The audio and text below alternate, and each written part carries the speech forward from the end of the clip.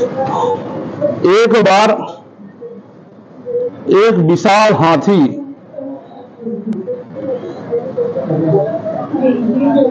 जमलोक में पड़ा हुआ छूटने का अपना मुक्ति का मार्ग ढूंढ रहा था। जम के दूत इधर से उधर घूमते हुए उस विशाल हाथी के पास पहुंचते हैं। पहुंच करके कहते हैं, क्यों हाथी, तू तो विशाल काय है, बहुत बलशाली ताकतवर है, फिर कैसे तू फंदे में पड़कर छटपट छटपट कर रहा है। हाथी कहता है, जमदूत,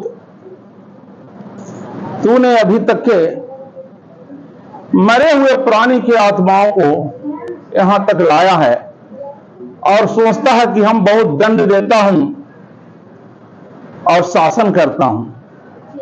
कभी एक आध बार कोई जीवित आदमी को पकड़ करके लाओ, तब आपको पता चले कि आदमी के बुद्धि में क्या बल है।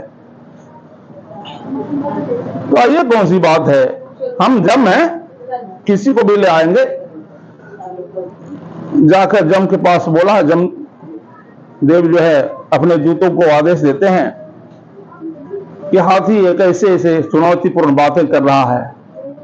क्या है, इसी आदमी को उठा के ले आ। और यही भक्त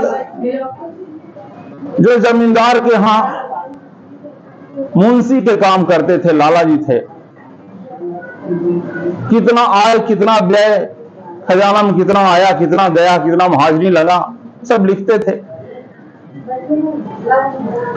हिसाब करते करते गर्मी के दिन रात्रि में वो छत के ऊपर पलंग पर सो गए और जो कॉपी कलम खाता बही था उसको अपने सीने पर लेकर के सो गए। जम के दूत ऊपर से उड़ते चले आ रहे हैं, किस आदमी को ले चलूं, जमलोक, किस आदमी को ले चलूं। तो दूत में से एक कहता है कि नीचे देख भैया। कहा क्या? तो छत पर एक आदमी बड़ा आराम से पड़ा हुआ है, इसको ले चलते हैं। नीचे उतरे और उस खाट के चारों पांव पौवा पकड़ करके उड़ने लगे। जब वो काफी ऊंचे उड़े, ठंडी हवा के कारण उनकी निद्रा भंग हुई और कहते हैं, मुंशी जी भैया मैं स्वप्न देख रहा हूं कि सचमुच में उड़ रहा हूं। जम के दूत कहते हैं कि तुम पड़ा रहा, सचमुच में उड़ रहे हो, स्वप्न में नहीं, तुम्हारा खाट भी उड़ते चला जा रहा है।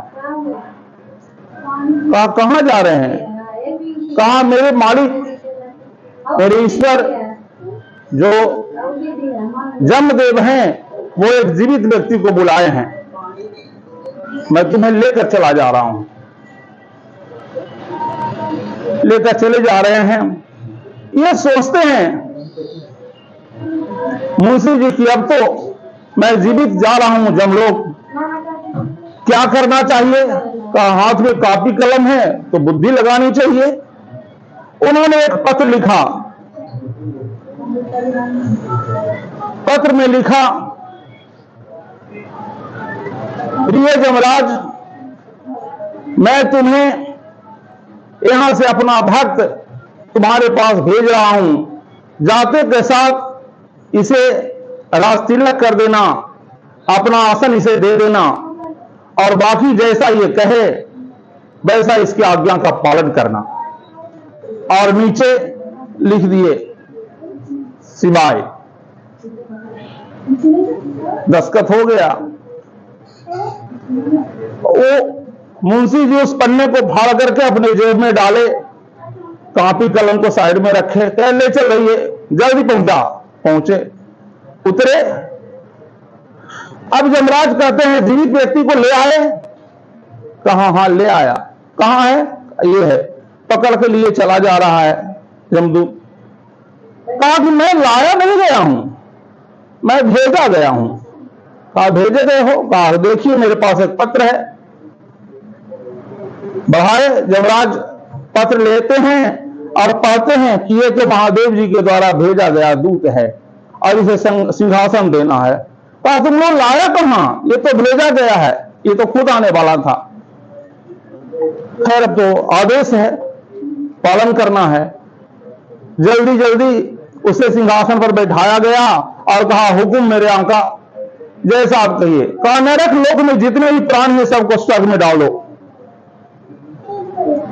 कहा कि स्वर्ग वाला, कहा कि उसको ब्रह्मलोक चला दो। फिर ब्रह्मलोक में कहा वैकुंठ भेज दो।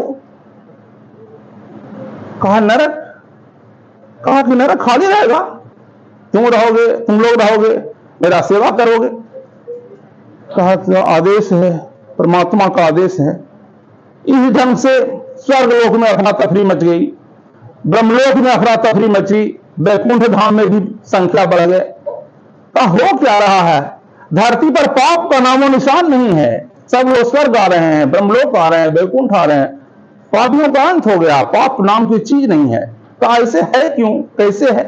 कहा पता लगाओ। तब तक यमराज दौड़े दौड़े पहुंचते हैं परमात्मा के पास, श्री हरि के पास। महादेव जी बैठे हुए हैं साथ में, ब्रह्मदेव बैठे हुए हैं, विचार विमर्श किया जा रहा है ऐसे कैसे हुआ।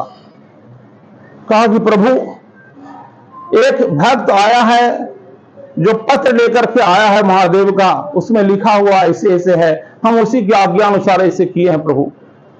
कहा कि ये गलती हुई, तो गलती हुई, गलती नहीं हुई।